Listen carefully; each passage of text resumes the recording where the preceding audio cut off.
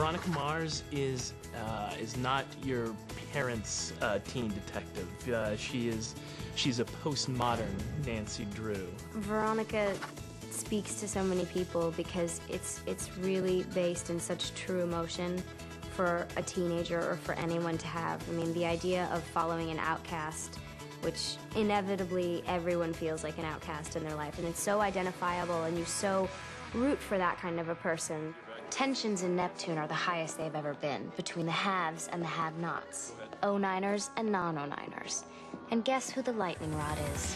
Veronica Mars actually started as a young adult novel proposal. At the time, it was simply Untitled Detective Show. And I had that sort of on the back shelf as something to do.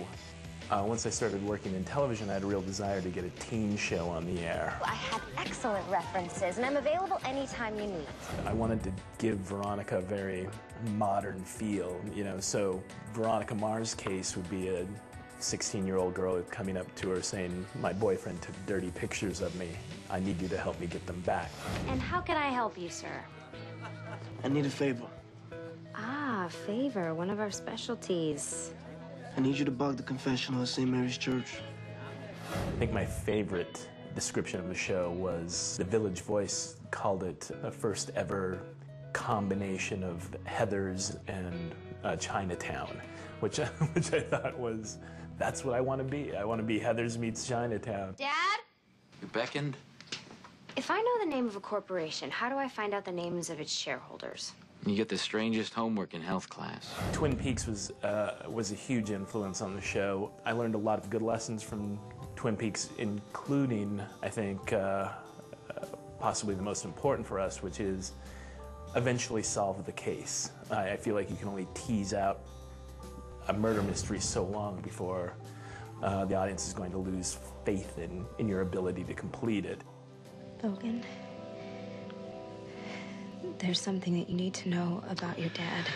Aaron Eccles charged with murder. It's all over the radio. And when people have asked me what made Kristen stand out, the short answer I give is that she played smart. Veronica Mars is always outwitting people.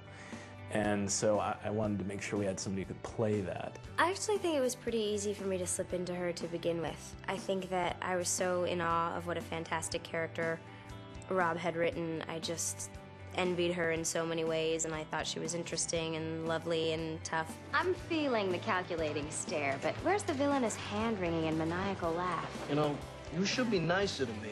Or you'll huff and puff and burn my house down? Rob obviously is a fantastic writer, and he's always a lot of fun to be around. He knows what he wants, so if he doesn't get it, he will tell you, but he'll do it in a way that still makes you feel like you don't suck.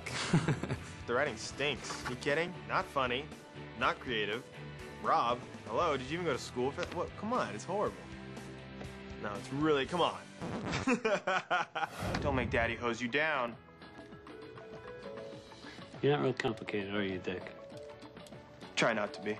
We began talking about season 2 at the end of season 1, and really sort of had the idea for the bus crash. Who did it, how that person did it, why that person did it, what the major clues would be. We had all of that before we broke from season 1. The second season is, I think, a lot more about the whole town. It's less about Veronica's personal battle. The first season was very much about finding Lily's killer and coming to terms with that inside herself, where she's becoming more outgoing and extroverted, and there are many more characters sort of intertwining, and you're sort of getting to know the whole town. It's really just sort of seeping out. So you guys were like a couple? Or? I was madly in love and 100% gay. What is that? What do you call yours? Sorry to blow your mind, but I'm a lesbian, Veronica. Oh. I think Veronica Mars is risky in the sense that we actually allow our protagonists to screw up quite a bit, to not be warm and cuddly. And Veronica's, you know, prickly. She invades people's privacy, and she doesn't apologize very often. Stop, you'll make me blush. So in that way, I think we're doing something a little different than most teen shows.